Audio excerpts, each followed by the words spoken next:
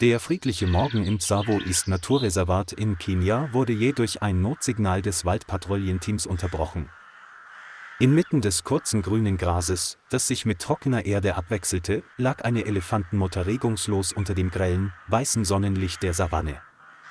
Seine beiden Stoßzähne waren brutal abgetrennt worden, wodurch blutige Wunden sichtbar wurden, die noch nicht getrocknet waren.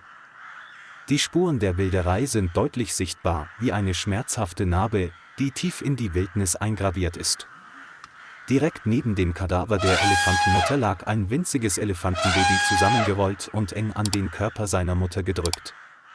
Seine zarte Haut war mit Staub bedeckt, seine Ohren hingen schlaff herunter und seine Atmung war schwach und unregelmäßig. Die Fußspuren in der Gegend deuten darauf hin, dass das Elefantenbaby viele Tage hier geblieben ist, ohne den Ort zu verlassen. Es gab keine Rufe aus der Herde, keine Bewegung, nur eine bedrückende Stille, die die Szene einhüllte. Die Ranger standen sprachlos da und erkannten, dass sie soeben Zeugen einer unumkehrbaren Tragödie geworden waren. Die Ranger näherten sich sehr langsam und hielten einen sicheren Abstand, um das Elefantenbaby nicht zu erschrecken. Das Elefantenbaby stieß ein leises Wimmern aus und drückte seinen Kopf noch enger an den immer kälter werdenden Körper seiner Mutter. Jedes Mal, wenn sich eine Gestalt näherte, zitterte der kleine Körper und zuckte vor Angst zusammen. Der Rumpf war eng unter der Brust zusammengerollt, die Ohren hingen herab als letzter verzweifelter Abwehrreflex. Ein Parkwächter beruhigte das Elefantenbaby sanft und versuchte, es von dem Kadaver seiner Mutter wegzulocken. Doch obwohl das Elefantenbaby sichtlich erschöpft war, weigerte es sich hartnäckig, auch nur einen einzigen Schritt zu gehen.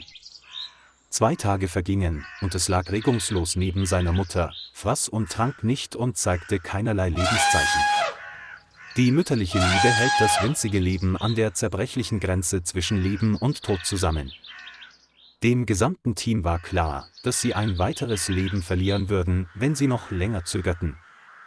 Nach stundenlangen, erfolglosen Versuchen war der Parkranger-Kapitän gezwungen, eine herzzerreißende Entscheidung zu treffen. Eine Narkose gilt als letztes Mittel, um das Elefantenbaby vor der Gefahr zu retten. Niemand möchte ein Kind mit Gewalt von seiner Mutter trennen. Doch die bittere Wahrheit ist, dass die Zeit nicht auf ihrer Seite war. Das Narkosemittel wurde in einer bedrückenden und angespannten Atmosphäre sorgfältig zubereitet. Das Elefantenbaby lag dicht an den Körper seiner Mutter geschmiegt und ahnte nichts von dem, was gleich geschehen würde. Die Injektion wird schnell und präzise verabreicht, um die Schmerzen zu minimieren. Der winzige Körper erweichte allmählich und lag in seinen letzten Augenblicken friedlich neben seiner Mutter. Einige Ranger wandten sich schweigend ab, niemand brachte ein Wort heraus. 4 Ranger arbeiteten reibungslos zusammen und legten das betäubte Elefantenbaby vorsichtig auf eine Rettungstrage. Sie bewegten sich langsam, Schritt für Schritt, und zeigten dabei größten Respekt vor dem winzigen Geschöpf. Der Kadaver der Elefantenmutter wurde in der Wildnis zurückgelassen, als schmerzhafte Erinnerung an die Wilderei.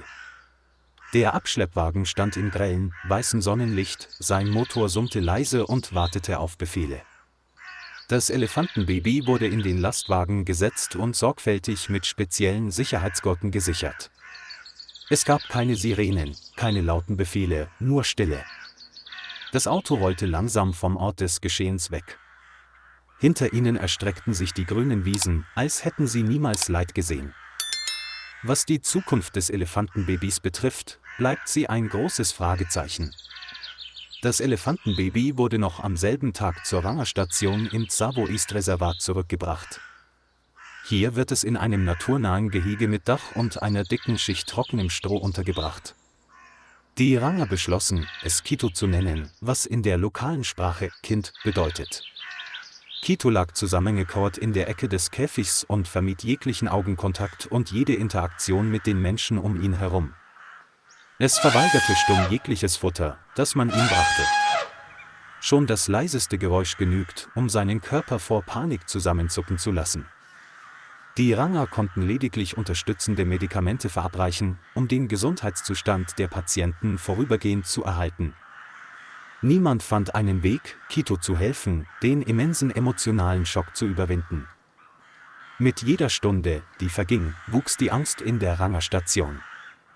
Die nächsten 3 Tage zogen sich endlos hin, da sich Kitos Zustand nicht besserte. Sein winziger Körper magerte immer mehr ab und lag regungslos auf dem trockenen, gelben Stroh. Seine Augen waren zwar geöffnet, aber leer, als reagierten sie nicht auf ihre Umgebung. Die Ranger wechseln sich Tag und Nacht mit dem Wachdienst rund um das Elefantengehege ab. Es wurde eine Dringlichkeitssitzung einberufen, um eine endgültige Lösung zur Rettung des Patienten zu finden. Keine medizinische Behandlung kann diesen seelischen Schmerz heilen. Allen war klar, dass die Hoffnung schwinden würde, wenn Kito nicht wieder anfing zu essen. Eine bedrückende Atmosphäre lag über dem kleinen Besprechungsraum der Försterstation. Die Hoffnung ist heute so zerbrechlich wie ein Faden.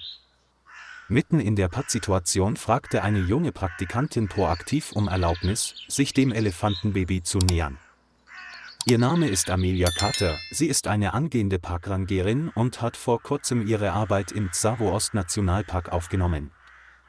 Amelia hörte sich die ganze Geschichte über Kito und seine verstorbene Mutter an. Sie betrat das Elefantengehege sehr langsam und ohne jegliches Werkzeug. Amelia setzte sich tief hin und hielt einen genau richtigen Abstand, um niemanden unter Druck zu setzen. Sie streichelte Kito sanft über den Rücken und flüsterte dabei, als würde sie mit einer Freundin sprechen. Keine Befehle, kein Zwang, nur Geduld. Kito rannte nicht weg, er schnippte nur schwach mit seinem Rüssel. Die gesamte Rangerstation hielt den Atem an und wurde Zeuge dieses heiklen Augenblicks. Amelia holte langsam eine reife Banane hervor und bot sie dem Elefantenbaby ins Maul. Niemand wagte zu sprechen, aus Angst, diesen fragilen Moment zu zerstören. Die kleine Düse vibrierte sanft und berührte dann leicht die Hand des Mädchens. Kito öffnete seinen Mund und begann nach tagelangem Fasten sein erstes Stück Banane zu essen. Einige der Ranger konnten ihr erleichtertes Lächeln nicht verbergen. Manche wandten sich stillschweigend ab, um ihre Tränen der Rührung zu verbergen. Das Leben schien dem Untergang entronnen zu sein.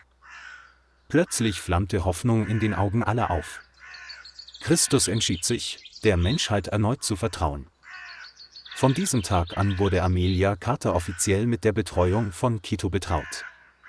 Sie verbringt den größten Teil jedes Tages mit dem Elefantenbaby. Nur 3 Tage später begann Kito wieder regelmäßig zu essen. Es stand langsam auf und folgte Amelia im halbwilden Gehege. Der kleine Schlauch schwankte sanft, er zitterte nicht länger vor Angst. Der panische Ausdruck wich allmählich unschuldiger Neugier. Kito begann, seine Umgebung vorsichtig zu erkunden. Die Ranger bemerkten von Tag zu Tag eine deutliche Veränderung. Ein stilles Wunder geschah tatsächlich. Amelia Carter wurde vom gesamten Rangerteam in Tsavo East offiziell gelobt. Die Geschichte von Kito verbreitete sich schnell im gesamten Reservat und der umliegenden Gemeinde. Viele Touristen kommen nur, um das verwaiste Elefantenbaby zu sehen. Sie waren sprachlos, als sie von der Mutter hörten, die aufgrund von Wilderei zusammengebrochen war.